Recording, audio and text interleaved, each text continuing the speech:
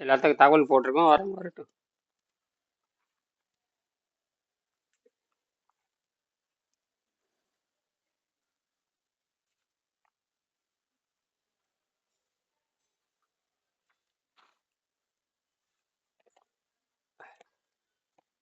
நேற்று இரவு எப்படி நல்லா தூங்குனீங்களா? ம். தூங்கணுங்க ஐயா. ம். தூங்கணும். தூக்கம் நல்லா வருது, அந்த அடப்புல நீங்கிறது, சுவாசம் நல்லா வருது. பாதிக்கு பாதி சரியாயிடுச்சுங்க. ம். எல்லாம் எழுதி வைங்க, முறையா எழுதி வைக்கணும். ஏன்னா சரிங்க. எழுதிடணும். அந்த குறிப்பில் எழுதி வச்சிருக்கீங்க இல்லையா? இருக்கிறேங்க. ஆமா, எழுதிட்டு எப்ப கேட்டாலும் எழுதியிருக்குன்னு பார்த்து சொல்லணும். எழுதலேன்னு மட்டும் சொல்லக்கூடாது. எப்ப கேட்டாலும் எழுதிடணும். அது அந்த ஏன்னா அதுக்கு ஒரு நிமிஷம், என்ன ஒரு நிமிஷம் இது ஏற்கனவே நீங்க 32 நாளைக்கு முன்னாடி இருந்த பிரச்சனையிலிருந்து அது எத்தனையோ 50 பிரச்சனை கூட எழுதி வச்சுக்கலாம், 50 சிக்கல் கூட இன்னும் கூட சேர்த்து எழுதி வச்சுக்கலாம். அது தனி. அது தின அனுபவங்கிறது தனி. என்ன பண்றீங்க, என்ன சாப்பிடுறீங்க, எத்தனை மணி நேரம் இடைவெளி விட்டீங்க, யார் வந்தாங்க, யாரை போனாங்க, என்ன சாப்பிட சொன்னா, என்ன தின்னு, அத்தனை அந்த 4 வரியில முடிச்சிடும். 4 வரி, அதுக்கப்புறம் அவ்வளவுதான். சரிங்க. இது சரிங்க. எப்படின்னா, இது உங்களுக்கு நீங்களே எழுதி வச்சு பாக்குறது. அப்ப நான் சரிங்க. கேட்பேன், பாரு அவர் 30 நாள் பண்ணியிருக்கிறாங்க, கடைசி 32 நாள் படிங்க. அந்த 32 நாள் என்ன சொல்றீங்க, 40 நாள் என்ன சொல்றீங்க, 50 நாள் என்ன சொல்றீங்க, முதல் நாள் என்ன மாதிரி இருந்தது, என்னென்ன மாதிரி எழுதி வச்சிருந்தீங்க, அது இந்த மாதிரி இருந்தது. இப்ப 35 நாள் என்ன பிரச்சனை குறைஞ்சிருக்குது. முதல் நாள் என்ன, முதல் நாளைக்கு முன்னாடி முதல் நாள் என்ன பண்ணியிருந்தீங்க, முதல் நாள் என்னென்ன சிக்கல் இருந்தது, நேர்ல சந்திக்கப்ப என்னென்ன சொன்னீங்க, அதுல எழுதி வச்சிருக்கீங்களா? அது 40 எழுதி வச்சிருக்கேன், ரைட். இப்ப 40ஆவது நாள் எப்படி இருக்குது, அதுதான். அப்ப அன்னைக்கு என்ன, அதுதான். இந்த மாதிரி எல்லாம் தான் இது அதுதான் அவன் ஆசிரியரோடு இருந்து கத்துக்கும் பொழுது அப்ப பசி தாகத்தை கட்டுப்படுத்துற பயிற்சி அவங்க செஞ்சிருக்கிறாங்க. அதனால அவங்களுக்கு பொருள் கொடுத்திருக்கிறாங்க. குறைந்த தேவையில் வாழக்கூடிய அந்த குறைந்த தேவையில் வாழக்கூடிய ஆசிரியர் கிடைச்சுங்காட்டி குறைந்த, இன்னைக்கு பாத்தீங்கன்னா எல்லாம் ஆடம்பரம் தான். இன்னைக்கு ஆடம்பரம், சும்மா தேவையில்லாம பள்ளிக்கூடத்துக்கு போறது, தேவையில்லாம எல்லாம் வணிகம் ஆயிடுச்சு. வணிகம் காட்டி அந்த குழந்தைகளை பூரா எல்லாத்தையும் இப்ப வணிகமயம் ஆயிடுது. வணிகத்தை கொண்டு வந்ததே வெள்ளைக்காரன் தான். கல்வியை வணிகமாக்கியது வெள்ளைக்காரன் தான். நாசம் பண்ணிட்டு போயிட்டான். அவன் நாட்டுல கல்வி வணிகம் கிடையாது.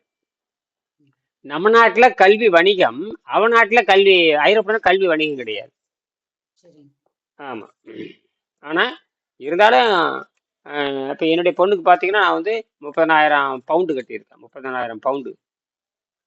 இன்னைக்கு பாரு 8 9 நாள் ஆகிப்போச்சு இன்னைக்கு. சரியா? இனி அவங்க என்ன வேலை தொடங்கணும். இவங்க இன்னும் அந்த நான் என்ன நினைக்கிறேனோ அந்த வேகத்துக்கு அவங்க வரணும். அந்த அளவுக்கு வேகத்துக்கு வந்தா தான் உலகம் உருப்படும். எனக்கு சமமாகவோ வரணும் அல்லது வேகமாகவும் வரணும். அப்படி வந்தா தான் நாம இன்னும் அடுத்து கொண்டு போக முடியும். சரியா? அடுத்தது என்ன பண்ணணும், அடுத்து என்ன பண்ணணும்னு கேட்கணும்.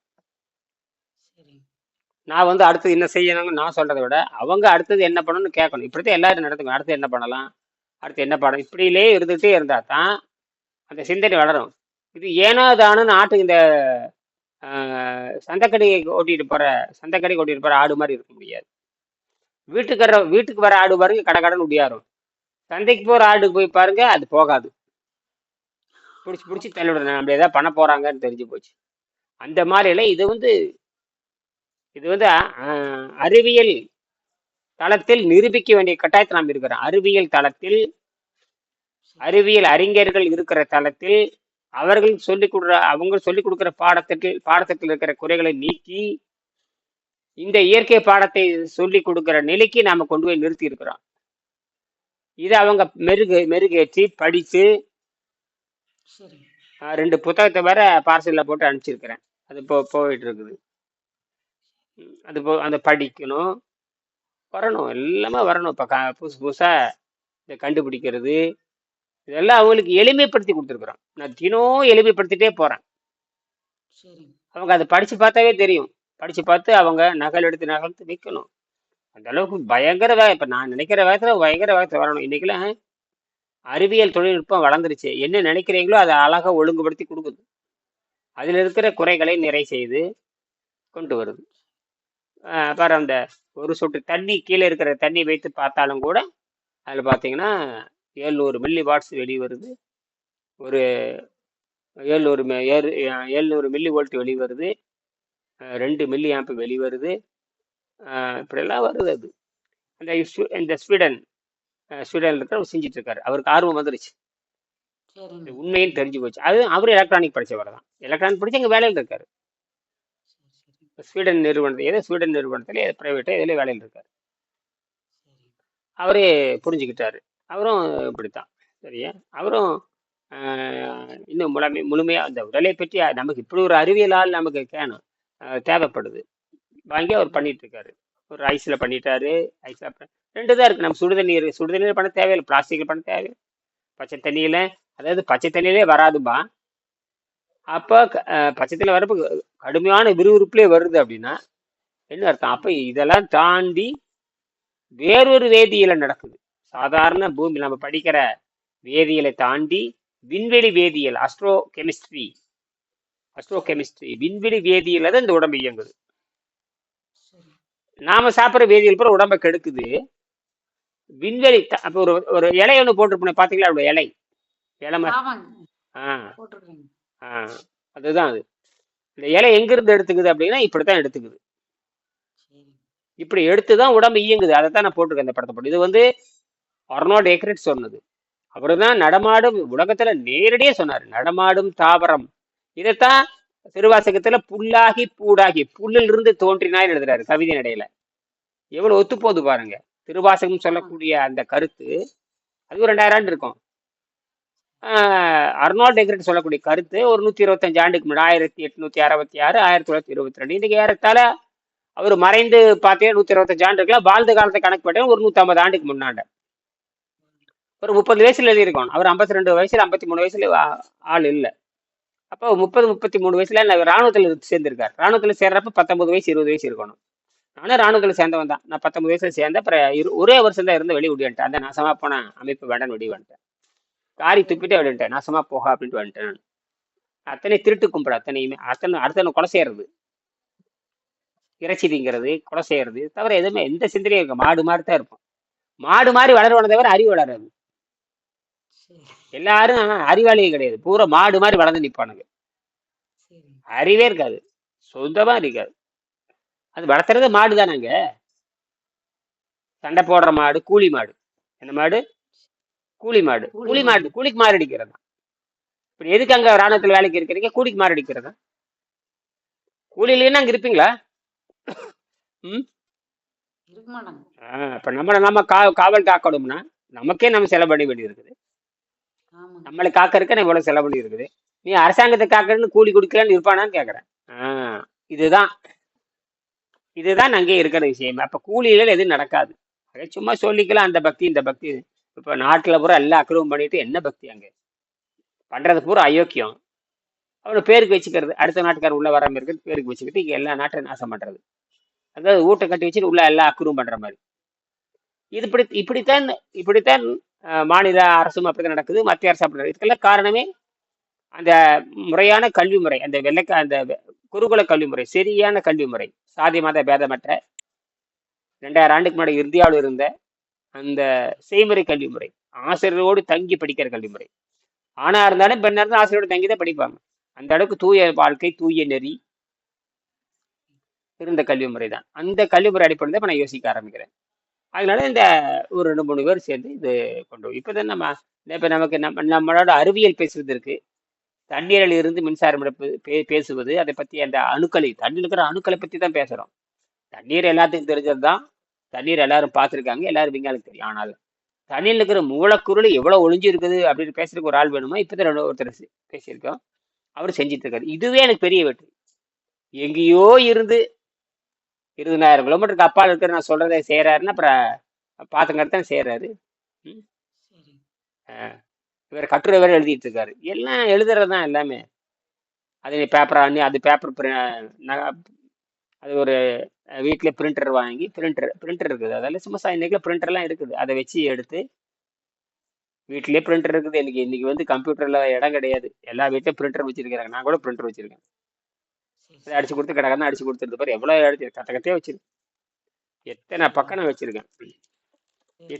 இத்தனை நான் பிரிண்ட் எடுத்தது தான் பாரு. இது இன்னைக்கு மட்டும் எடுத்து பிரிண்ட் எடுத்தேன். விதவிதமான பிரிண்ட் எடுத்தேன். என் வீட்டில் பிரிண்டர் வச்சிருக்கேன். கீழே தான் இருக்கு. பிரிண்டர் டேபிளுக்கு வந்து நான் பேசிட்டு இருக்கிறேன். நான் பிரிண்ட் எடுத்தது. சரி, சரி, சரிங்க. எங்கிட்ட இருக்குது. அடிக்கடி எடுக்கிறதுக்குங்க வெளியில போனா ஏகப்பட்ட செலவுமாகுங்க. ஆ வந்தா எடுக்க 3 வேண்டியது. ரூபாய்ங்க. ஒரு பாருங்க. ஆமாங்க. ரூ. 3 தானேங்க. ரூ. 3 ரூ. 5 எப்படி வேணாலும் வாங்குறாங்க. பாருங்க இத்தனை பேப்பரு.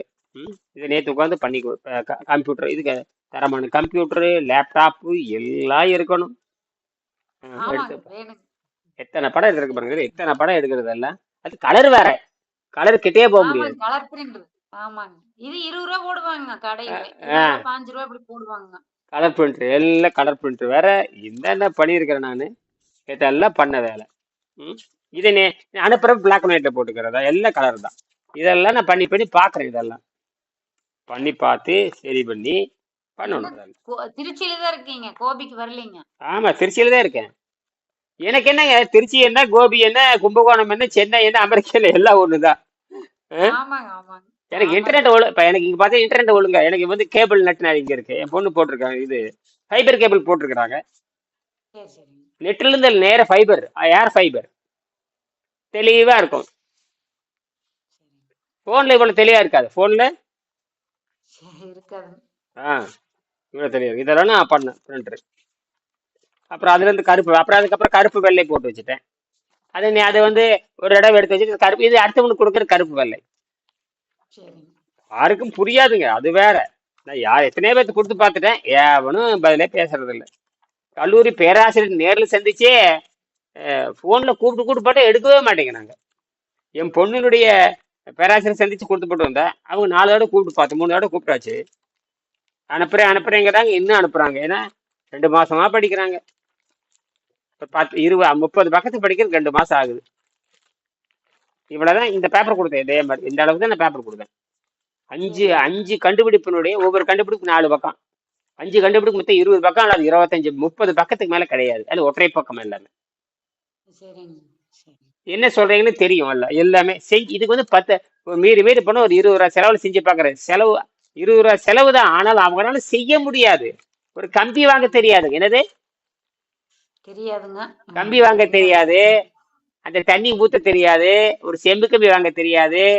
ஒரு ஜிங்க் கம்பி ஒரு கட்டுப்புங்க வாங்க தெரியாது. ஒரு மூடி வாங்க தெரியாது. தண்ணி ஊத்த தெரியாது. அப்புறம் மல்டிமீட்டர் இருக்க தெரியாது. கேவலம் கேவலம் கேவலம். இத்தனையும் தெரிஞ்சாலும் கூட இத்தனையும் தெரியும். நீங்க கூட செஞ்சிருவீங்க. இத்தனையும் தெரியும். ஆனால் அங்க மனம் இடம் கொடுக்காது. என்னது சோம்பேறித்தனங்க. புத்தி மந்த புத்தி. ஐயோ அப்படித்தானுங்க. இப்ப நான் சொல்றது என்ன பெரிய விஷயமா? இல்லைங்க, இல்லைங்க, இல்லைங்க ஐயா. செம்பு கம்பி சும்மா வீட்லயே கிடக்குது. செம்பு கம்பி ஆமாங்க.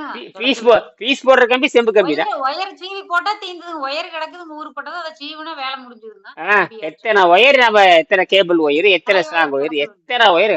அது ஒரு செம்பு கம்பி வச்சு ஒரு சாதாரண வாட்டர் பாட்டில் மூடி இருக்கு இல்லையா? வாட்டர் பாட்டில் மூடி இதை இந்த மூடியில ஒரு தண்ணி ஊற்றி 2 கம்பி வச்சு மல்டிமீட்டர் செக் பண்ணி பாருங்க. 0.7 வோல்ட்ல வரும். இவ்வளவு தண்ணி ஊத்தினா போதும். இத்தினூன்னு தண்ணி ஊத்தினா முடிஞ்சு போச்சு. இவ்வளவுதான் தண்ணி. இந்த தண்ணியில ஒரு காப்பர் கம்பி ஒரு ஜிங்க் கம்பி அல்லது ஒரு காப்பு கம்பி அது கட்டு கம்பி அது சாதாரண இரும்பு கம்பி இருக்கு பாருங்க. துருப்பிடிச்ச கம்பி அதை வச்சாலே மின்சாரம் வருது. அதை வச்சு பார்க்க சொன்னேன். எல்லாமே இருக்குதுங்க. சரிங்க. இதை ஏன் செலவும் இல்லைங்க. நேரம் இல்லைங்க. நேரம் அதிகம் எடுத்துக்க போறது இல்லைங்க. ஆனாலும் பாருங்க ஒரு புத்தி பாருங்க. ஒரு ஒரு ஆர்வம் இது இல்லாதன்மை பாருங்க. பாருங்களேன். புத்தி சோம்பேறித்தனம். ஒரு கல்லூரி பேராசிரியருக்கு இவ்வளவு மந்த புத்தி இருந்தால் அப்புறம் எப்படி? ஏன்னா அவங்க என்னோட மாணவர் கிடையாது. சரிங்க. இப்போ ஸ்வீடன்ல இந்த 2 நிமிஷத்த வேலை இதுக்கே இந்த 2 நிமிஷம் வேலை வீட்லயே தேடி பார்த்தா கிடைக்கும். ஒரு கடைசியில இரும்பு கம்பி சாதாரண இரும்பு கம்பி காங்கிரீட் கம்பி இரும்பு கம்பி இருக்குல்ல அந்த துருப்பிடிச்ச கம்பியுமே ஒரு செம்பு கம்பி வச்சிருக்காரு. அழகா மின்சார வெளி வருது. எதை வச்சாலும் வரும். இதுதான் வந்து கெமிக்கல் ரியாக்ஷன். இது விண்வெளிக்கான கெமிக்கல் ரியாக்ஷன். இதுதான் உடம்பு. இந்த உடம்பு வந்து பாத்தீங்கன்னா விண்வெளி தத்துவத்தில் இந்த உடம்பு வந்து விண்வெளி தத்துவத்தில் இயங்குகிறது. விண்வெளி இயற்பியல், விண்வெளி வேதியியல், விண்வெளி உயிரியல். பூமியில் இருக்கிற உயிரியலோடு கனெக்ட் பண்ண முடியாது. பூமியில் இருக்கிற வேதியியலோடு பொருத்தி பார்க்க கூடாது. பூமியில் இருக்கிற இயற்பியலோடு பொருத்தி பார்க்க கூடாது. பூமியில் இருக்கிற ஈர்ப்பு விசையோடு மனிதனை அளவிட முடியாது. இந்த உயிர் வித்தியாசமானது. என்னது வித்தியாசமானது? அதான் சொல்றேன். அதனாலதான் இப்ப நான் வந்து அஸ்ட்ரோ கெமிஸ்ட்ரின்னு ஒண்ணு கொண்டு வர்றேன். விண்வெளி இதுவரைக்கும் யாரும் சொல்லாத பேரு. சரிங்க. அஸ்ட்ரோ கெமிஸ்ட்ரினா வேற ஒண்ணும் இல்ல, விண்வெளி வேதியியல். அது எப்படி எப்படி இந்த மைக்ரோ கிராம்ல இருந்து இவ்வளவு மின்சாரம் வெளிவருது? ஏன்னா ஒவ்வொரு மைக்ரோ கிராம்லயும் பல கோடி அணுக்கள் இருக்குது. அது எப்படி வெளிவருது? யாரு தள்ளி விடுறாங்க? அதான் அதான் அப்போ விண்வெளி அதிர்வெளியே அந்த மின்சாரம் வெளியே போகுது. ஒரு தாவரம் என்ன பண்ணுது? இந்த வெளிச்சத்தை உள்வாங்குது. சரிங்க. அவ்வளவு தடைங்க. அது வெளிச்சத்துக்கு வெளிச்சத்துக்கு பார்த்தீங்கன்னா எடை கிடையாது. இங்க தாவரங்கிற தலை, அந்த தலை, இந்த தலை செடி தலை, அந்த தலையில வந்து படுது. படுத்தோடனே அது பொத்துட்டு உள்ள போகுது. ஊடுருவி பாயுதுங்க இலையை தாண்டி. அப்படின்னு எவ்வளவு இது திடப்பொருள். தலை என்பது, ஓலை என்பது, தலை என்பது, அந்த பச்சிலை என்பது கெட்டித்தன்மையுடையது. இந்த ஆமாங்க. ஒளி என்பது லேசானது. சரிங்க. இந்த லேசான ஒளி அந்த தலைக்குள்ள பாயணும்னா என்ன வேகத்துல வரணும்? சரிங்க. ஆமாங்க, ஆமாங்க, ஆமாங்க. அந்த வேகத்துல இருந்து பூந்தாதான் அந்த உள்ள பூந்துக்கும். அதே மாதிரிதான் இப்ப நம்ம உடம்புல படக்கூடிய வெளிச்சம் இருக்குல்ல, சூரிய வெளிச்சம் மேல படுது இல்லையா? அது ஆமாங்க. 3,00,000 கிலோமீட்டர் வேகத்துல வந்து படுது. 3,00,000 கிலோமீட்டர் வேகத்துல வந்து உடம்புல படுது. சரிங்க. ஆனா நமக்கு தெரியாது. நமக்கு தெரியாதுங்க. உணர முடியாது. உணர முடியாது. ஆனால் சரிங்க. மூளை உணராது. ஆனால் நம்ம நம்ம இருக்கிற அந்த உள்ள இருக்கிற அந்த நானோ துகள் இருக்குது, கண்ணுக்கு தெரியாத உப்புக்கள் இருக்கு பாத்தீங்களா? நம்ம உடம்பே ஆமாங்க. கூழ் மாதிரி எல்லாம் இதுக்கு தெரியும். சரிங்க. இது புரிந்து கொண்டு வேதி வினையில் ஈடுபடும், கெமிக்கல் ரியாக்ஷன், வேதி வினையில் ஈடுபட்டு நமக்கு தேவையான சக்தியை தயாரித்துக் கொள்ளும். இந்த சரிங்க. மூளை என்ன பண்ணும் தெரியுமா? மூளை நேரே சுரீர்னு பட்டா மட்டும்தான் கண்டுபிடிக்கும். புலன்கள் வரக்கூடிய செய்தி மட்டும் பார்க்கும். இது அணுக்களால் சரிங்க. வரக்கூடிய இதெல்லாம் பாத்தீங்கன்னா நம்ம உணர்றதுக்கு முன்னாடி இது உணர்ந்து கொள்ளும். சரிங்க. நம்ம உடம்புல பாத்தீங்கன்னா பச்சையம், நம்மள பார்த்த தாவரத்துல பச்சையம் இருக்குது. ஆமாங்க. பச்சையா இருக்க காரம் அதை மெக்னீசியம் சொல்லுவாங்க. மெக்னீசியம் நம்ம உடம்புல பாத்தீங்கன்னா அதுக்கு மாற்றாக மாறி மாறி பழுப்பு நிறமா மாறிடுது. தோல் வந்து பழுப்பு நிறமா மாறிடுது. பச்சையிலிருந்து பழுப்பா மாறிடுது, வெவ்வேறு நிறமா மாறிடுது. நமக்கு பச்சை நிறம் கிடையாது. ஆனால் சரிங்க. முட்டுக்காலன் இருக்குல்ல, சிப்பி கலன் முட்டுக்காலன் இருக்கு இல்லையா? அந்த காலன்ல பாத்தீங்கன்னா இருட்டுல வளரக்கூடியது, வெளிச்சம் இல்லாத இடத்துல வளரும். அதுக்கு பார்த்தா மெலனோசைட், மெலோனின். சரிங்க. அது அது பாத்தீங்கன்னா குளோரோஃபில், பச்சையம், மெக்னீசியம். இது சரிங்க. வந்து பாத்தீங்கன்னா மெலனோசைட் அப்படிங்கிற, மெலோனின் சொல்லுவாங்க, மெலோனின் அப்படிங்கிற வேதிப்பொருள் இருக்கிறனால இருட்டில் இருக்கிற மின்சார சக்தியை காமா சக்தி இழுத்தே தன்னை தயாரித்துக் கொள்ளும். சரிங்க. அப்ப பகல்ல வேலை செய்யலாம், பகல்லையும் வேலை செய்யும், இருட்டிலையும் வேலை செய்யும் இந்த உடம்பு. இது இது வந்து இதுதான் அந்த இருட்டிலையும் சூரிய வெளிச்சத்துல தான் தாவரம் வளரணும் அவசியம் கிடையாது. இருட்டிலையும் விளையுது, தண்ணிக்குள்ளேயே. இப்ப தண்ணி இருந்தா, தண்ணிக்குள்ள ஒரு சாதாரண ஒரு செடியோ மரமோ தண்ணி அதிகமா போச்சுன்னா, ஆஹ் தண்ணி அதிகமா போச்சு அந்த செடி கொடி அழுகி போகுது. ஆனால் ஆமாங்க. தண்ணிக்குள்ளேயே தாவரம் சரிங்க. வளர்ந்துட்டு இருக்குதே இல்லையா? ஆமாங்க. ஆமாங்க. இப்போ கடை பாசின்னு சொல்றது அதுவும் ஒரு உயிரினம் தானுங்க. ஆஹ் பாசி. அது மட்டும் இல்ல, வனமே வந்து கடலுக்குள்ள இருக்குது. பெரிய பெரிய வனம், அந்த வனத்தை சாப்பிட்டுட்டு பெரிய பெரிய உயிரினங்கள்ல கடற்பசுன்னு சொல்லக்கூடிய கடற்பசு, அது ஒரு காலத்துல பல கோடி ஆண்டுக்குள்ள பூமியில வாழ்ந்தது தான். அது கடலுக்குள்ள போயிடுச்சு. அது போய் அங்க புல்லு மேய்ச்சிட்டு இருக்கு, அதுக்கு தாவரம் மேய்ச்சிக்கிட்டு இருக்குது. பசு மாதிரியா இருக்கும், கால் மட்டும் இருக்காது, குட்டி போட்டு பால் கொடுக்கும். சரிங்க. மூஞ்சி பார்த்தா பசு மாதிரியா இருக்கு, அதுக்கு பேர் கடற்பசுனே பேரு. கடற்பசு, தமிழ்ல கடற்பசுன்னு சொல்லுவாங்க. அது பசு மாதிரியா இருக்கும், காலெல்லாம் இதே மாறிடுச்சு. வால் வந்து பட்டையா மாறிடுது, முன்னாடி இருக்க காலெல்லாம் போயிடுச்சு. அதெல்லாம் பல கோடி ஆண்டா மாறிடுது. எப்படி நமக்கு வந்து குரங்கு வால், பின்ன 33வது எலும்பு, அதுதான் அந்த வால் தேஞ்சு உள்ள அப்படி நின்றுச்சு. அதுக்கு பேரு டைல் போன். அதாவது வாளினுடைய எச்சம், வாளினுடைய தேஞ்சு போச்சு, முனையாய் போச்சு. என்னது? வால் முனையாய் போய் உள்ள போயிடுது. அப்புறம் அந்த அது போன காட்டி தான் நிமிந்து நிக்கிறான். நிமிந்து நின்று மேல அப்படியே அண்ணாந்து பாக்குறான். மேல அண்ணாந்து பாக்குற மனிதன் தான் நாம். அது வரைக்கும் பூமியை பார்த்துட்டு நடந்தது. பூமியை பார்த்துட்டு மாடு விலங்கு எல்லாம் பூமி பார்த்துட்டு நடக்கும். நாம் ஒண்ணுதான் ஆமாங்க. அண்ணாந்து வானத்தை பார்ப்போம். புரியுதா? அந்த தகுதி வர்றதுக்கு நமக்கு 350 கோடி ஆண்டாயிருக்கு. அதான் புல்லாகி பூடாகி பல்வுருவமாகி மனிதராய் தேவராய் கரங்களாய். இப்ப நான் அதைத்தான் படிக்க போறோம். சரிங்க. எங்க எடுத்தோம்? எங்க எத்தனை 100 6ஆம் பக்கம் 7ஆம் பக்கம்ங்களா? எடுங்க. 7ஆம் பக்கம்ங்க. 7ஆம் ம். பக்கம் தானுங்க. எடுங்க. 107ங்க. சத்குரு தியாகராஜா திருவையாற்றில் வாழ்ந்து இது வந்தார். அவருடைய பெருமைகளை 107ங்க. ஆ ஆ ஆ ஆ ஆ யோக சாதனை செய்யும் போது ஏற்படும் உடல் மாற்றத்தையும் மனமாற்றத்தையும் வாழ்க்கை அனுபவத்தையும் பற்றி எழுதினால் இது நிச்சயம் மனிதருக்கு மனிதர் வேறுபடும். இதை ஒரு சரித்திர உதாரணத்தின் மூலம் விளக்க விரும்புகிறேன். சத்குரு தியாகராஜர் திருவையாற்றில் வாழ்ந்து வந்தார். அவருடைய பெருமைகளை கேள்விப்பட்ட தஞ்சை சரபோஜி மகாராஜா அவரை அழைத்து சன்மானங்கள் அளிக்க விரும்பி சொல்லி அனுப்பினார். இதை கேள்விப்பட்டு தியாக பிரம்மம் இயற்றிய கீர்த்தனம் தான் நிதி சால சுகமா என்ற பாடல். இந்த மாதிரி எண்ணம் நம்மில் எத்தனை பேருக்கு வரும் என்று சிந்தித்து பாருங்கள். காசுபட இதனால் தான் வேண்டான்ட்டாரு. யோகத்தின் அதான் பாருங்க என்ன. சரி, அதெல்லாம் வேண்டாம் எனக்கு எல்லாம், நீ சரி. அங்கேயே இருந்துக்கோ, காசெல்லாம் எனக்கு வேண்டான்ட்டாரு. காசெல்லாம் எனக்கு வேண்டாம் அப்புறம் மன்னர் சொல்றது கழிச்சிட்டாரு. இந்த மாதிரி அடுத்தது அடுத்தது அடுத்தது இந்த மாதிரி அஹ் இதனால் தான் யோகத்தின் பிரதிபலிப்பு மனிதருக்கு மனிதர் மாறும் என்று எழுதுகிறேன். இது பற்றி யாரும் ஒரு அட்டவணை தயாரிக்க இயலாது. சரித்திரத்தை மறுபடி தொடங்குகிறேன். சரபோஜி மகாராஜாவே மாறுவேடத்தில் சத்குரு தியாகராஜரை போய் பார்க்கும் ஒரு நிலை ஏற்பட்டது. இதே மாதிரி அக்பர் காலத்திலும் நடந்திருக்கிறது. தான்சேனின் குருவான ஹரிதாஸ் சுவாமிகளை அக்பர் மாறுவேடத்தில் சென்று காண வேண்டிய நிலை ஏற்பட்டது. மனிதனின் பழைய தீய சம்ஸ்காரங்களினால் தீய பழக்கங்களினால் யோகத்திற்கு தடை ஏற்படும்.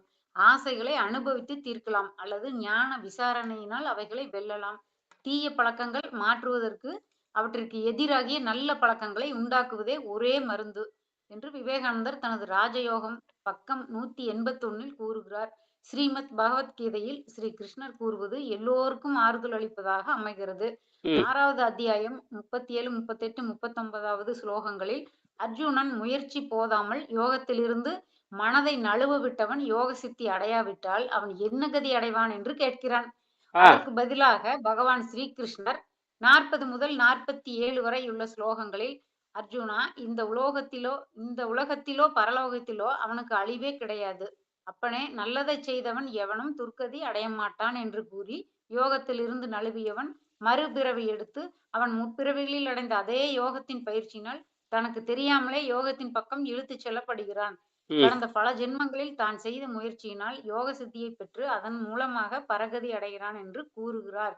யோகத்தின் பிரதிபலிப்பு மனிதனுக்கு மனிதன் மாறும் என்பது வெளிப்படை. பரிணாம சித்தாந்தம் நம் நாட்டு ஞானிகளுக்கு புதியது அல்ல. திருவாசக பாடல் ஒன்று புல்லாகி பூண்டாகி புழுவாகி பல்விருகமாகி பறவையோடு எல்லா பிறவியும் பிறந்து இழைத்தேன் என்று கூறுகிறது. கடந்த பல கோடிக்கணக்கான ஆண்டுகளாக நாம் இருந்திருக்கிறோம் என்றும் பல்வேறு பிறவிகளில் நம் அறிவு ஓரறிவு நிலையிலிருந்து இப்போதுள்ள 6 அறிவு வரை வளர்ந்திருக்கிறது என்றும் நிச்சயம் தெரிகிறது.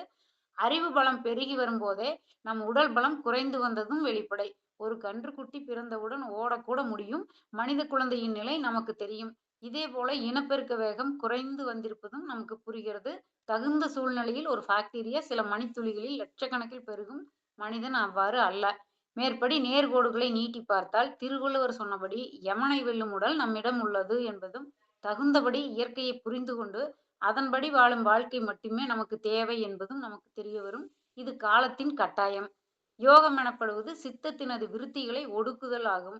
பதஞ்சலி யோக சூத்திரம் 1-2. பசியை வென்றவனுக்கு அவனுடைய சித்தத்தின் விருத்திகளில் பெரும் பகுதி ஒடுங்கி விடுகிறது. ஆசனத்தில் மாத கணக்கில் அவனால் நிலைக்க முடியும். விண்வெளி சக்தியான பிராணனில் அவன் வாழ்வதால் பிராணாயாமம் இயற்கையாகவே அவனுக்கு அமைந்து விடுகிறது. இது மிகப்பெரிய பொக்கிஷம். கோடிக்கணக்கான வருடங்களில் நாம் இயற்கையோடு சேர்ந்து செய்த சாதனை. மண்ணும் கல்லும் மனிதனாக மாறி இருக்கின்றன. விஞ்ஞானம் இயற்கையிலிருந்து பாடம் கற்றுக்கொள்கிறது. இன்னும் கற்றுக்கொள்ள வேண்டியது நிறைய இருக்கிறது. இந்த அறிவு பகுத்தறிவையும் தாண்டிய அண்டவெளியுடன் உயிருக்கு ஏற்பட்டுள்ள உறவு என்பதை நம் கல்வி முறை உணர வேண்டும். நான் ஏற்கனவே எழுதியபடி கீழ்நாட்டு அறிவு அண்டவெளி தொடர்பிலிருந்து ஆரம்பித்து சிறிய விஷயங்களை விளக்குகிறது. மேல்நாட்டு அறிவு பகுத்தறிவை இன்னும் தாண்டவில்லை. இதனால் தான் கல்வித்துறையில் பிரச்சனைகள் ஏற்படுகின்றன. பரிணாம சித்தாந்தம் கிழக்கு நாடுகளும் மேற்கு நாடுகளும் சேர்ந்து ஒப்புக்கொள்ளும் ஒரு கொள்கை. நாம் அதிலிருந்து ஆரம்பிக்கிறோம். பசியை முறைப்படி நிறுத்திய பின்பு இயற்கை நம்மை எந்த வழியில் அழைத்து செல்கிறது என்று நமக்கே புரியும். இதில் வெளிப்படையாக தெரிவது மனித சமுதாயத்தின் விண்வெளி வாழ்க்கை. அதை நோக்கி பீடு நடை போடுவது நம் எல்லோருக்கும் உகந்தது. அதனால் அஷ்டாங்க யோகத்தை பயன் கருதி நாம் பிராணாயாமத்துடன் தற்காலிகமாக நிறுத்திக் கொள்கிறோம். மனித சமுதாயம் விண்வெளியில் வாழும்போது இயற்கை மேற்கொண்டு நமக்கு வழிகாட்டும் என்பதில் எள்ளளவும் ஐயமில்லை. வருங்கால திருமணங்கள் விண்வெளி கலன்களிலேயே நடக்க வேண்டும் என்பது நமது எதிர்பார்ப்பு. கீழ்நாட்டு கண்டுபிடிப்புகளான வாஸ்து, ஜோதிடம், மந்திரம் ஆகிய சாஸ்திரங்கள் விண்வெளியில் தகுந்த ஆராய்ச்சிகள் அடிப்படையாக கொண்ட மாறுதல்களுடன் கடைபிடிக்கப்படும் என்று நாம் எதிர்பார்க்கிறோம். குறிப்பு 1. ஊருக்கு இளைத்தவன் பிள்ளையார் கோவில் ஆண்டி, அவனுக்கும் இளைத்தவன் பள்ளிக்கூடத்து வாத்தியார் என்று ஒரு பழமொழி உண்டு. ஆசிரியரின் பெருமையையும் கடமையையும் விளக்கும் உன்னதமான அர்த்தத்தை மேற்படி பழமொழி வெளியிடுகிறது. நீருணவு பழக்கத்தை முறைப்படி அனுசரித்து தன் உடலில் தேவையற்ற கொழுப்பு இல்லாமல் இளைத்து இருப்பவன் குரு என்ற ஸ்தானத்திற்கு உரியவன் ஆவான் என்பது மேற்படி பழமொழியின் பொருள். பிச்சை எடுத்து புசிக்கும் பிள்ளையார் கோவில் ஆண்டியை விட ஒரு ஆசிரியன் இளைத்து இருப்பான் என்பது தெரிவிக்கப்பட்டுள்ளது. ஒரு குருவின் இயற்கையை பாமர மக்களும் உணரும்படி மேற்படி பழமொழி அறிவிக்கிறது. புறந்தூய்மை நீரான் அமையும், அகத்தூய்மை வாய்மையால் காணப்படும். மேற்படி குறளில் புறம் என்ற சொல் உடலையும் அகம் என்ற சொல் உள்ளத்தையும் குறிக்கும்.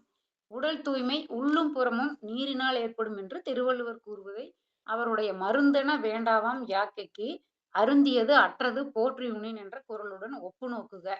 அருந்தியது அற்றது என்பது நீரை மட்டுமே குறிக்கும் என்பது உறுதி செய்யப்பட்டுள்ளது. உள்ளும் புறமும் அழுக்கில்லார்க்கு மருந்துகள் எதற்கு? வெள்ளம் வரும் முன் காப்பது அறிவு, பொல்லா நோய்க்கு இடங்குடைன். கவிஞர் கொத்தமங்கலம் சுப்பு. குறிப்பு 2. உங்கள் கண்களை நீங்கள் காப்பாற்றிக் கொள்ளுங்கள். கோடிக்கணக்கான மைல்கள் அப்பால் உள்ள கோள்களையும் பார்க்கக்கூடியவை நமது கண்கள். நமது கண்கள் நம் ஐம்புலன்களின் தலை சிறந்தவை. நம் மூளைக்கு சமமானவை. அவை சுத்த ரத்தத்தினால் பாதுகாக்கப்படுகின்றன. நமது ரத்தம் கெட்டு போவது நாம் உண்ணும் உணவில் உள்ள உப்புக்களினால். பழங்களில் கூட தாது உப்புக்கள் உள்ளன. நமக்கு ஜீரண நீர்கள் சுரப்பது நம் குடல் வாளை போல பரிணாம வளர்ச்சியில் நமது மிருக பிராயத்தின் மிச்ச பகுதி. மிகினும் குறையினும் நோய் செய்யும் நூலோர் வழிமுதலா எண்ணிய 3. உணவு உண்டு நமக்கு சிறுநீர் கழிகிற வரை நம் ரத்தம் கெட்டு மறுபடி சுத்தப்படுத்திக் கொள்கிறது என்று பொருள். சிறுநீர் கழிகிற வரை நம் வாயில் ஊத்தலும் படிந்து கொண்டிருக்கும். சுத்தமான உடலில் ஜீரண நீர் சுரப்பது தொடர்ந்த பயிற்சியினால் நிறுத்தப்படும். சிறுநீர் பிரிவது நின்றுவிடும். வாய் முதல் குடல் வரை ஊத்தல் படிவதும் நின்றுவிடும். நமது கீழை நாட்டு முன்னோர்கள் பல ஆயிரம் ஆண்டுகளுக்கு முன்பாகவே வெறும் கண்களால் பார்த்து வானத்தில் உள்ளவைகளை உணர்ந்திருக்கிறார்கள். வானசாஸ்திரம் உருவானது நம் நாட்டில். ராகுவிற்கும் கேதுவிற்கும் சாயா கிரகங்கள் என்று பெயர்.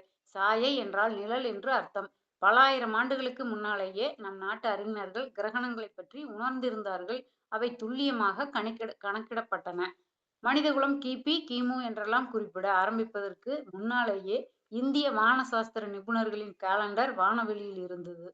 இப்போதும் நாடி சாஸ்திரங்களில் ஒரு குழந்தையின் பிறப்பை குறிக்கும் போது பூமியில் அது பிறந்த ஊர், அப்போது கோள்கள் வானில் வீற்றிருந்த நிலைமை என்று குறிக்கப்படுவதை காணலாம்.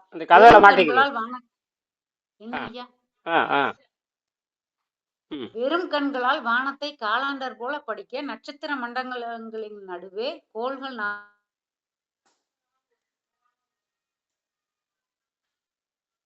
நமது முன்னோர்களுக்கு பின்தங்கி விட்டோம் என்பது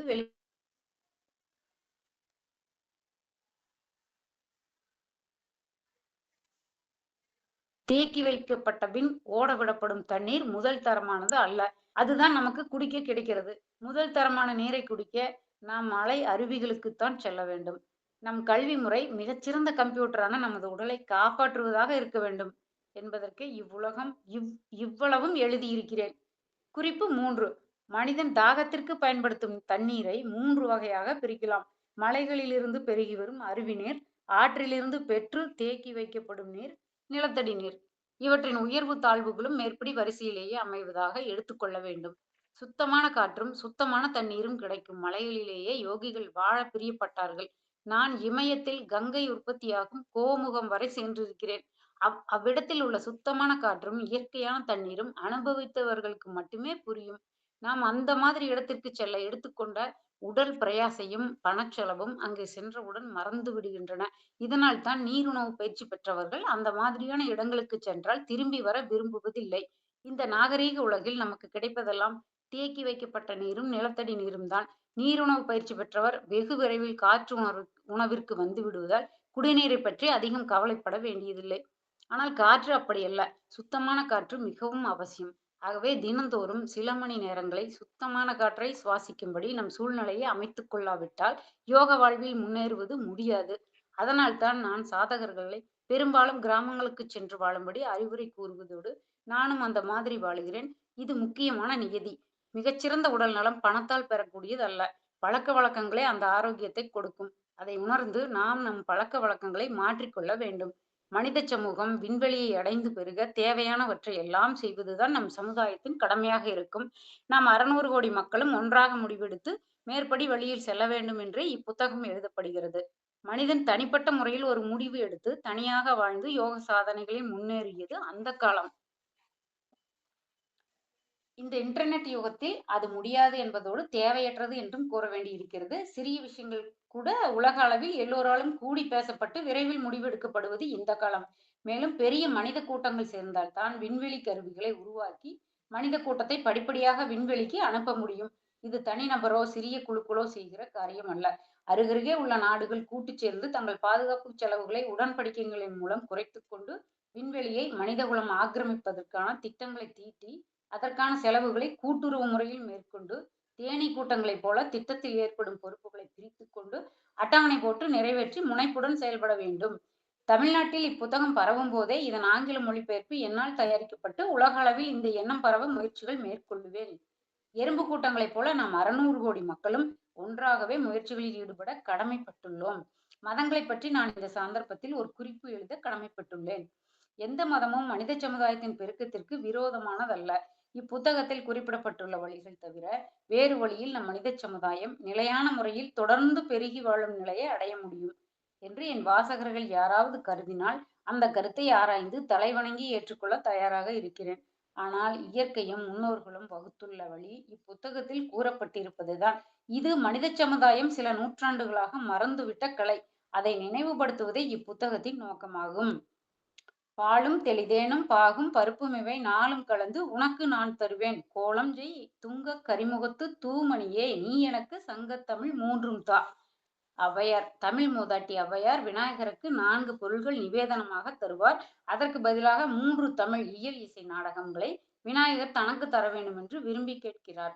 இந்த பண்டமாற்று முறை எல்லா மதங்களிலும் இருக்கிறது. இது துவைத சித்தாந்தத்தின் இயற்கை. இதை பற்றி தொடர்ந்து குறிப்பு 5இல் விளக்குகிறேன். போதும் குறிப்பு போதும் போதும் 4. நம்மிடத்தை அடுத்துல பார்ப்போம். இது என்ன புரிஞ்சுக்கிறீங்க? இதான் விஷயமே. இதான் இதனுடைய அடிப்படை சித்தாந்தம். அப்ப இதெல்லாம் பாருங்க. இதெல்லாம் மறுபடியும் நம்ம 12 மணிக்கு இல்லை 2 மணிக்கு பேசுவோம். சரியா? இதை திருப்பி திருப்பி திருப்பி நீங்க இதை பின்னாடி மறுபடியும் படிச்சு படிச்சு படிச்சு மண்டையில ஏற்றிக்கீங்க. இதெல்லாம் இப்போ ஒரு சாதாரணமா நம்ம உணவு பழக்கத்தை மாற்றி அமைக்கிறோம், அதுல ஆரோக்கியம் வருது அப்படின்னு நம்ம சொல்றோம். சரி, இதை எந்த மருத்துவத்திலும் இவ்வளவு தெளிவாகவும் விளக்கமாகவும் ஒரு ஆரோக்கியம் பெறுவதற்கு எவ்வளவு கோடிக்கணக்கான செய்திகள் தெரிந்திருந்தால்தான் ஆரோக்கியத்தை பெற முடியும்.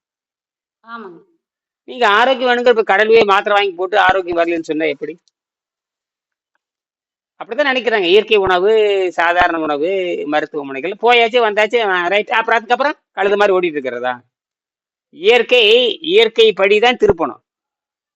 சரிங்க. இப்ப இனப்பெருக்கத்தை தடை செஞ்சுட்டானுங்க. இனப்பெருக்கத்தையும் தடை செஞ்சாச்சு, ஆமாங்க. மக்கள் போறதையும் தடை செஞ்சாச்சு, ஆரோக்கியத்தையும் தடை செஞ்சாச்சு, கல்வியிலையும் தடை செஞ்சாச்சு, செய்முறையும் கிடையாது. அப்புறம் ஏனுங்க ஐயா தடை சரிங்க. அப்புறம் இனப்பெருக்கத்தை விட்டா 20-30 போயிருமில்லங்க ஐயா கணக்கு இல்லாம. அதுக்கு என்ன பண்றது? அதுக்குதான் இடம் தான் விண்வெளியில் இடம். அதுக்கு தானே விண்வெளியில் இடம் இருக்கு. இப்ப கண்டங்கள் இப்ப வேற நாட்டுக்கு எதுக்கு போறீங்க? இனப்பெருக்கம் மடக்கு தானே போறீங்க. வேற நாட்டுக்கு எதுக்கு போறீங்க? வேற நாட்டுக்கு போய் அங்க போய் அந்த நாட்டுக்காரி கல்யாணம் பண்ணிட்டு திருமணம் பண்ணிட்டு இனப்பெருக்கம் பண்றீங்க. அமெரிக்கா போனா அமெரிக்காரி திருமணம் பண்ணிக்கிறீங்க. ஜெர்மன் போனா ஜெர்மனுக்காரி திருமணம் பண்ணிட்டு குடும்பம் நடத்துறீங்க. எல்லாரும் அங்க போய் அவளை கல்யாணம் பண்ணிக்கிறாங்கல்ல. அவன் இங்க இதெல்லாம் இயற்கை. இதெல்லாம் தான் இயற்கை. இனப்பெருக்கம் பண்ணிட்டு தான் இருக்கிறாங்க. இனப்பெருக்கம் எந்த ஆம்பளை பொம்பளை சேர்ந்த இனப்பெருக்கம் நடந்துட்டு தான் இருக்குது. அப்ப இனப்பெருக்கத்துக்கு வழி என்ன? அப்ப இனப்பெருக்கம் விண்வெளி தான். அதுக்கான கண்டுபிடிப்பு நிறைய கண்டுபிடிச்சாச்சு. இப்ப எரிபொருள் கூட மின்சாரத்தை பயன்படுத்த நம்ம கண்டுபிடிச்சது வெங்கடேசன் கண்டுபிடிச்ச கருவி, நான் கண்டுபிடிச்ச கருவியில வந்துச்சுன்னா கண்டுபிடிச்சாச்சு. அதுக்கு இந்த பாடுபடுறேங்க. ஏன்? சரிங்க. சரி, இது நடைமுறைக்கு வரணுங்க. பயன்பாட்டுக்கு வந்தா எல்லாமே சாத்தி. எரிபொருள் செலவே குறைஞ்சிருமே. எரிபொருள் செலவு கம்மியா இருக்கிறப்போ இப்பதான் ஹைட்ரஜனுக்கு வந்திருக்காங்க. எரிபொருள் செலவு கம்மியா இருக்கும் பொழுது நம்ம கயிறு கட்டியே மேல போகலாம், கயிறுலயே போகலாம், லிப்ட் போற மாதிரி போகலாம். ராக்கெட்டே தேவையில்லை. ராக்கெட்டே 400 கிலோமீட்டர் தான். நான் கயிறுலயே போலாம். அந்த கயிறை இங்க பூமியில இருந்து நம்ம தயாரித்துக் கொள்ளலாம். கிராஃபின் உயர்ந்த, அதாவது எடை குறைவா இருக்கணும், எடை குறைவா இருக்கணும், இரும்பை விட 100 மடங்கு உறுதியா இருக்கணும். அதுல கண்டுபிடிச்சாச்சு கிராஃபின். சரிங்க அது தாவரத்துல இருக்குது, குறிப்பா சரிங்க பனைமரத்துல இருக்குது, பனைமரத்துல இருக்குது, தேங்காய் நார்ல இருக்குது. சரிங்க தேங்காய் நார் பாத்தீங்கன்னா, அந்த தேங்காய் நார் இருக்கு இல்லையா, அதுல பார்த்த கிராஃபின் இருக்குது. கிராஃபினுக்கு நிகரான கிராஃபைட் இருக்குது. அது இந்த பார்த்தா கள்ளி கத்தாழைன்னு போட்டிருக்கும் இல்லைங்க ஐயா, கத்தாழைன்னு சொல்லிட்டுங்க, அதை நீங்க எல்லாத்துலயும் எல்லாத்துலயும் பயன்படுத்தலாமா எல்லாத்துலயும் இருக்குது. நார் இருக்கிறது எல்லாத்துலயும் இருக்கும். நார் இருக்கு. அதுல முக்கியமான 2 நார். ஒண்ணு பனை மரத்துல இருக்கிற நார் பயங்கர வைரம்பாங்க, வைரம் பாஞ்ச கட்டாயம்பாங்க. பனை மரம்லாம் பாத்தீங்கன்னா வெட்டெருவல் போட்டு இருந்தா கூட இறங்காது, அவ்வளவு வஜ்ரமா இருக்கு. அந்த அந்த செலாக்கு பாத்தீங்கன்னா ஊசி மாதிரி இருக்கு. என்னது? பனஞ்செராய். ஆமாங்க ஆமாங்க வைர ஊசி மாதிரி ஆமாங்க இருக்குங்க. அதை எடுத்து கட்டிக்கவே முடியாது, அத்தனை வைரம் அது. சரிங்க இயற்கையாக விளைந்த வைரம். அதுல பத்தி லிக்னைன், இங்கிலீஷ்ல லிக்னைன்ங்கிற ஒரு வைரம் அதுல இருக்குது. லிக்னைன்ங்கிற ஒரு வைரம், அதாவது ஒரு அதாவது கிராஃபைட்டுமாங்க, கிராஃபைட். சரிங்க கிராஃபைட்டுக்கு கருப்பா இருக்குது, அவ்வளவுதான். கருப்பா இருக்கும். அந்த செல் உடைச்சு பாத்தீங்கன்னு வச்சுக்க, பேட்டரி செல் உடைச்சு பார்த்தீங்கன்னா நடுவில் ஒரு குச்சிமா இருக்கு கருப்பா. ஆமாங்க அதுதான் அதுதான் மின்சாரத்தை கடத்தக்கூடியது. சரி சரிங்க அதை தூள் பண்ணிட்டே போனோம்னா கிராஃபின் வந்துடும். இப்ப நாம அது தயாரிக்கலாம். அது பயங்கரமான விலை அடி உள்ளது. இப்போ தாவர கழிவுல இருந்து பனைமர தாவர கழிவு, தென்னை மர தாவர கழிவு வந்து ஏகப்பட்ட அந்த கிராஃபைட் இருக்கு. அது வந்து சரிங்க பாத்தீங்கன்னா உறுதியானது. எது உறுதியானது? லேசானது. இரும்பை விட 30-50 மடங்கு உறுதியானது. இதெல்லாம் நான் கற்பனை பண்ணி வச்சிருக்கேன். அதை தயாரிக்கலாம். தயாரிச்சு ராக்கெட்டுக்கு போறதுக்கு பதிலா விண்வெளியில கொக்கியை போட்டு, விண்வெளியில் நிறைய இடம் இருக்கு, அதுல அங்க வந்து விண்வெளியில் இருக்கிற கைவிடப்பட்ட செயற்கைக்கோள் இருக்கு இல்லையா, செயற்கைக்கோள்ல கொக்கியை போட்டு நம்ம இங்கிருந்து ஜெயின்னு அதுலயே போயிடலாம். எப்படி ஒரு கப்பலுக்கு நங்கூரம் போடுறோம் இல்லையா, பெரிய கப்பல் சரிங்க ஒரு நங்கூரத்தை போடுவாங்க, கீழே போச்சுன்னா மண்ணுக்குள்ள போய் பதிச்சுக்கும். சரிங்க மண்ணுக்குள்ள பதிச்சுன்னா கப்பலை நிப்பாட்டுங்க. கப்பலே நிப்பாட்டுறதா இல்லையா? ஆமாங்க ஆமாங்க இதையத்தான் நான் யோசிச்சேன். இந்த கயிறு அங்க விண்வெளியில் இருக்கிற நிறைய ஆயிரக்கணக்கான கோள்கள் சுத்திக்கிட்டு இருக்குது, அப்படியே அதே ஸ்பீடுக்கு இதுவும் சுத்திக்கிட்டு இருக்கும். இதை கூட அங்க கொக்கியை மாட்டிட்டோம்னா இங்க இருந்து மேல போயிடலாம். அதுவும் கீழே வராது, இது மேல இழுக்காது. சரிங்க அதனால பூமியில இருக்கிற பொருளை இழுக்க முடியாது, நாம அந்த பொருளை இழுக்க முடியாது. நியூட்ரல் ஆயிக்கு ரெண்டுமே. என்னது? சரிங்க ரெண்டு சமமா மாறிக்கும். பாருங்க, சரி எவ்வளவு ஒரு கப்பல், சின்ன நங்கூரம். ஒரு கப்பல் வந்து 100 டன் இருக்கும். இந்த கீழே ஆமாங்க நங்கூரம் பாத்தீங்கன்னா 1 டன் தான் இருக்கும். 100 டன் எங்க, 1 டன் எங்க? 1 டன் கம்பி போய் சேத்துல பதிச்சுச்சுன்னா 100 டன் கப்பலை அசைக்க முடியாது. அப்படியே ஆடிட்டு அங்கேயே நின்றுருக்கு, எங்கேயும் போகாது, அங்கேயே நின்றுருக்கு. நங்கூரம் நங்கூரம் நங்கூரம் இல்லைன்னா கப்பல் அவ்வளவுதான், முடிஞ்சது கதை. இப்ப புரிஞ்சுதா? இதெல்லாம் சிந்திக்க வேணும். அப்போ ராக்கெட்டே இல்லாமையே நாம் இந்த கயிறின் மூலமாக விண்வெளிக்கு செல்ல முடியுங்கிறதான். அதை பத்தி ஜப்பான்கார ஆராய்ச்சி பண்ணிட்டு தான் இருக்கிறேன். என்ன அந்த மலிவான கயிறு, அந்த மலிவான கயிறு நான் யோசிச்சுட்டே இருந்தேன்.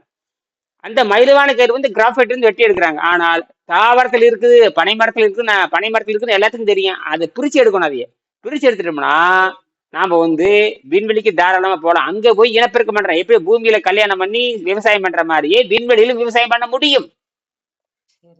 விண்வெளியில போய் பூமியில என்னென்ன ரகலை பண்றோமோ அதே ரகலை விண்வெளியும் பண்ணலாம். என்ன, அங்க ஒழுக்கமா இருப்போம், இங்க ஒழுக்கம் இல்லை. சரியா? மீண்டும் இதை பத்தி பேசலாம். நன்றி. சரிங்க